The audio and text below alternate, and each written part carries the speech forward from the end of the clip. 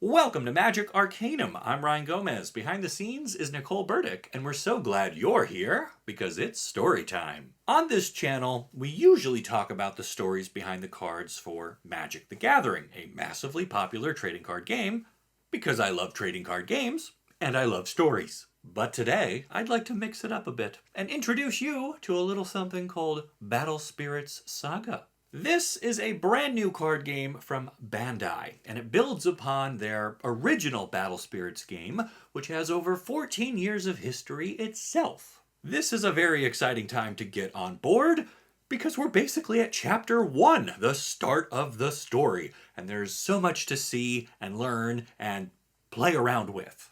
Take, for example, this massive influencer kit they sent me, which is packed with cool stuff. First, we've got this parchment paper welcome note, which immediately puts me in a fantasy mindset, perfect for a game about warring spirits. Then we've got a storybook. Guys, it's a storybook! They get it, Ryan, you love stories. Anyway, this introduces us to the world of Battle Spirits Saga and explains the various locations, characters, and events that set the stage for the conflict we get to experience as players.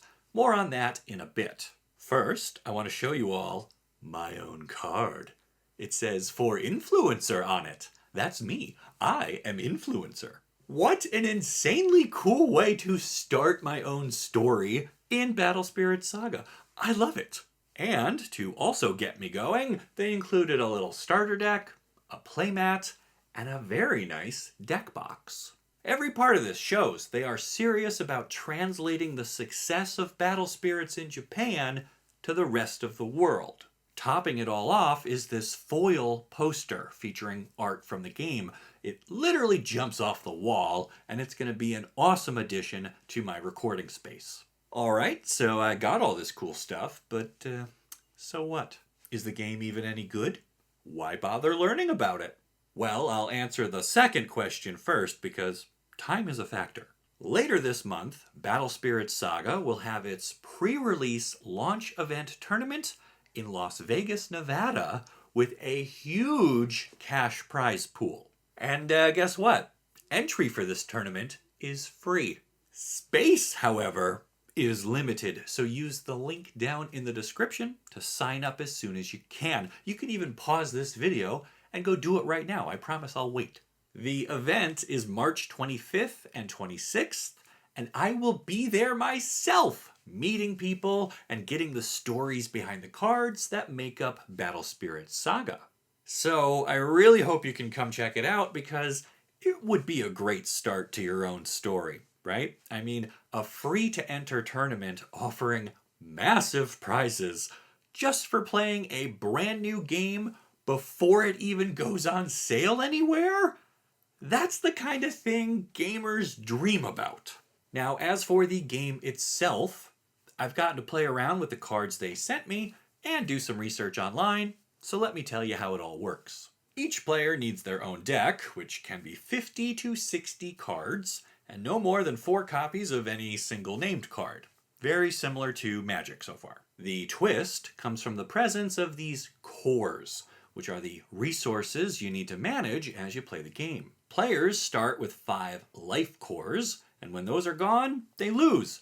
But they also get a stockpile of cores in their reserve, with 1 added each turn. And that's how they pay for the spirits, magic, and nexuses that make up their deck. One big criticism that gets hurled at Magic the Gathering a lot is the variance introduced by land cards. Draw too few, and you can't do anything. Draw too many, and you also can't really do anything. By starting with a few cores and adding more each turn automatically, Battle Spirits Saga has a much smoother pace to its action, and you always feel like you're still in the game because every card you draw has a chance to actually do something and not be another blank resource you don't really need. Also, as you take damage, those life cores float down to become part of your reserve, effectively ramping you and allowing you to answer back with your bigger cards. This is a neat little catch-up mechanic, and it leads to some meaningful strategic decisions. Do I attack here and chip off a core or two and hope my opponent can't suddenly deploy their bomb? Or do I hold off and try to get a one-turn kill later so they can't make use of the free cores I'll be giving them? On top of that, most cards you play have a built-in cost reduction mechanic that looks at the other cards you've already got in play. So this encourages you to keep spirits around, since your smaller ones can help you summon your bigger ones. But at the same time, you probably need them for defense and protecting your life cores. So you're constantly evaluating your spirits for their economic value, as well as their ability to keep you alive.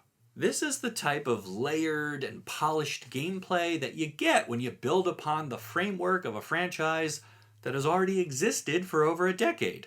All the parts here work great together, and I haven't even talked about how you can level up your spirits yet.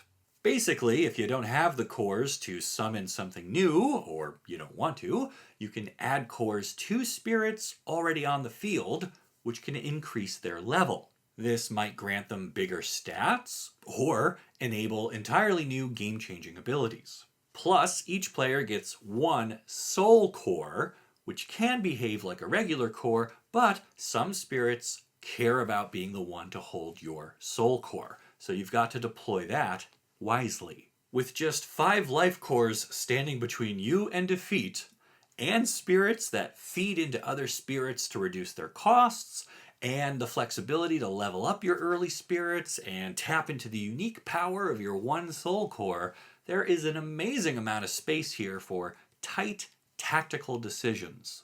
However, that doesn't mean we've cut out the flavor.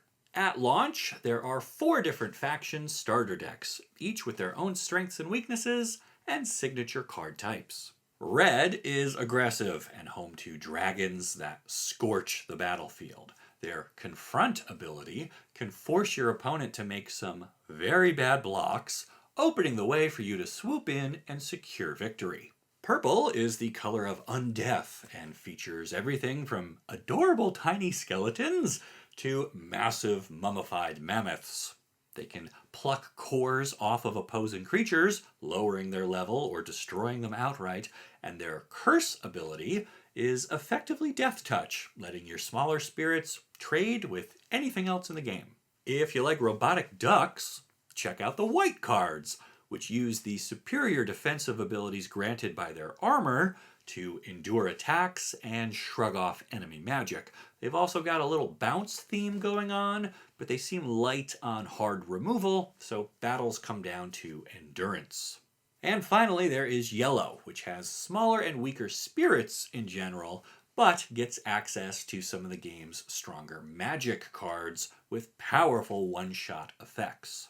They also care about the cost of their own cards more than anyone else, which gives them an interesting angle to approach deck building. This dashing cat can draw you 2 cards when you summon him, but only if they each cost exactly 2 cores, for example. The starter decks, individual booster packs, and core sets, which feature special promo cards, all go on sale April 28th in North America and several other regions. To see all of the available products and the list of cards contained in the starter decks, check out my link in the description of this video. While you're down there, make sure you sign up for the pre-release tournament. The deadline is fast approaching and space is limited. So start planning your strategy now, and you could win thousands of dollars on March 26th by playing at the final table. If you can't make it, don't worry. Battle Spirit Saga will have a total prize pool of $1 million spread across events for the rest of the year. Just visit your favorite local game store and ask them to set up organized play so you can start practicing with your friends and family. I am really excited about this game. It's always fun to get into something on the ground floor and see where your story takes you. And come on, who could pass up the chance to nibble their opponent to death with an army of robo-ducks? Which color has the cards you're most interested in trying out first? Which deck will take you to victory in Las Vegas? Let me know down in the comments, and then make sure you like this video and subscribe to the channel so you don't miss the great stories you'll only find here on Magic Arcanum. We'll see ya.